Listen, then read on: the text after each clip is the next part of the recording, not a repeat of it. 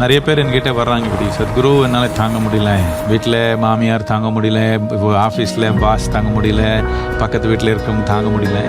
இவர் சரியில்லை அவர் சரியில்லை விட்டுட்டு ஓடி போனீங்கன்னா எங்கே ஓடி போனாலும் ஆகாது.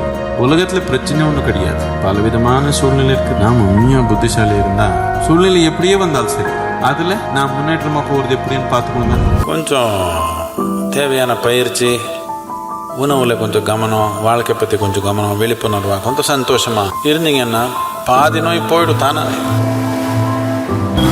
வெள்ளம் வருதும், தீ வருதும், நோய் வருதும், இது நாம் ஓரளவுக்கு தான் நிர்ணயிக்க முடியும். 100% நம்ம கையில் அதை நாம் நிர்ணயிக்க முடியாது. ஆனால் அது நாம் எப்படி நடத்துக்கிறோம் நம்ம கையில் இருக்குது.